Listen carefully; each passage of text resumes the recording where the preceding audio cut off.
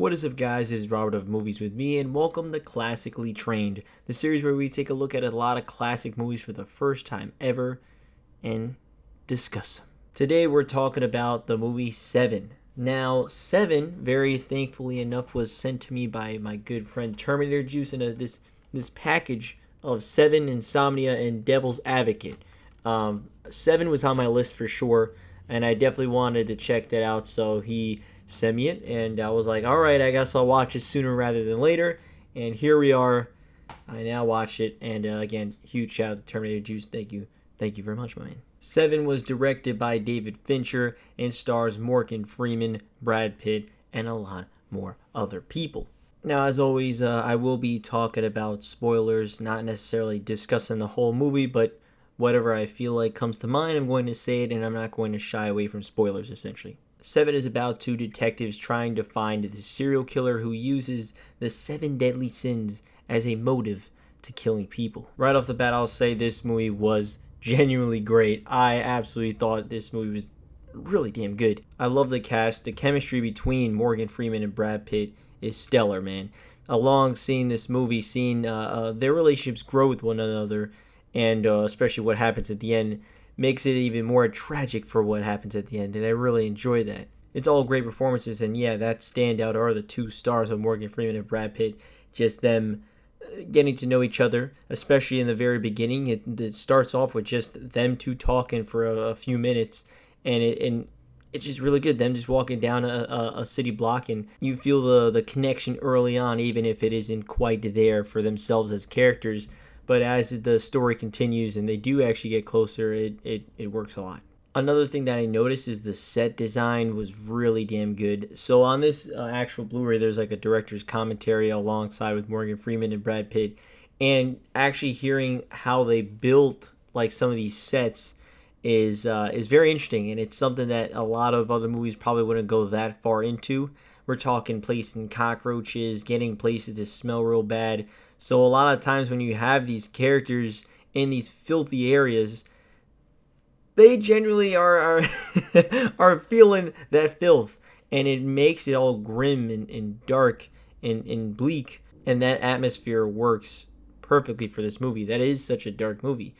Having the killings with the whole 7 deadly sins was super smart, and I really enjoy that a lot. Knowing that it's going to keep continuing on, that there's another one that's going to be killed, and knowing that these two detectives are trying to prevent that from happening, but know that they just aren't quite on his tail. One of my favorite moments is when they go to the supposed killer's door, and there's this big chase sequence that is really well done. It's real intense. The visceral nature of that chase sequence was really well done, and it kind of questions, well, why did he keep him alive? Why did he keep Brad Pitt alive? And it really works, especially in the ending. Then there's the finale that's really damn good. Where's that whole, what's in the box? And I didn't know that was from that movie. But that was an awesome, intense ending where, you know, the 7 deadly sins are essentially complete. And the final one was Brad Pitt's wife. And then fucking John Doe himself. And how it's going to essentially, like, if you shoot him, he wins. And they just executed that perfectly, and I just wasn't expecting that to be the ending, where literally John Doe gets killed and Brad Pitt does it, and he wins essentially, and it's bleak as fuck, it's dark as hell, and it was very, very fantastic, that ending. And I like that in the end of the day, John Doe won. He completes the 7 deadly sins, and he wins the day, which is definitely interesting, because I was looking it up that the studio didn't quite want that they thought it was too dark, but luckily they did get their way. That they apparently, if they weren't going to get their way, they were going to leave the project, which is very interesting. But now they did get their original ending, which is very good because it's iconic, and it was fantastic. It's intense seeing how Brad Pitt's like, what's in the box, and Morgan Freeman's just like reaction, like, give me the gun, give me the gun, give me the gun. I love that. I really do. And just the whole murder mystery of it was fantastic. I was intrigued as to what was going on next every single time. I never felt like it was predictable by any chance. It couldn't be, you know? And I love how meticulous the killer was, you know? each of these 7 deadly sins. Like, the guy was brilliant. He's insanely brilliant, and that's what's scary about this killer, this serial killer that's just roaming around the streets. And any second there could be someone that could just die in the most brutal way, in a very ingenious way, from this crazy serial killer. A lot of this movie was just meticulously made and very well done. From the intensity of the different scenes, the whole setup of the 7 deadly sins, and them actually doing detective work and going to see the different areas, the paintings, and trying to find places in the wall, finding fingerprints, the thinking they're leading to the actual suspect when in all reality it wasn't. There's so many different story beats in this movie that works so well, and I enjoyed it an absolute ton. Overall, yeah, Seven is a fucking great movie. I really enjoyed the hell out of it.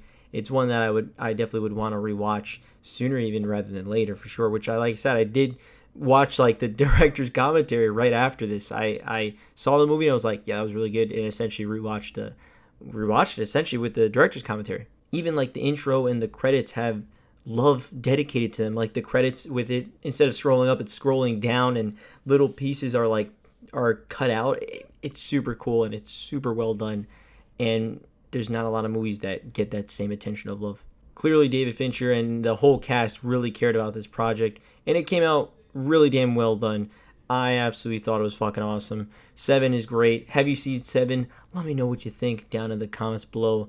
The next episode of Classically Trained is going to be of Metropolis. I'm definitely looking forward to seeing what this sci-fi 1920 something movie will be like. That'll be in a few weeks probably. I'll definitely check it out. And yeah, Seven, great ass movie, awesome characters, awesome cast, fantastic detective work that they do. I really enjoy those scenes. Very memorable ending. Just attention to detail on all fronts, and it was really well done. It's a really well made movie, one that I really appreciate that is in my collection. So again, thank you again to Terminator Juice for giving me the Blu-ray. I'll definitely rewatch it on there, and I'll probably definitely check out Insomnia and Devil's Advocate one of these days. I don't know when, but one day. So yeah, thanks so much for watching. Like I said, see you guys next time. Have a good one. Peace. Please give me one more Christmas, please, I don't want to miss them. It may be 13 degrees, but when I'm with my family, they warm me up to 103. They warm me up to 103. I know I'm on my dying days. My heart is taking over me. I no longer want to feel the pain, cause I feel restrained, going insane.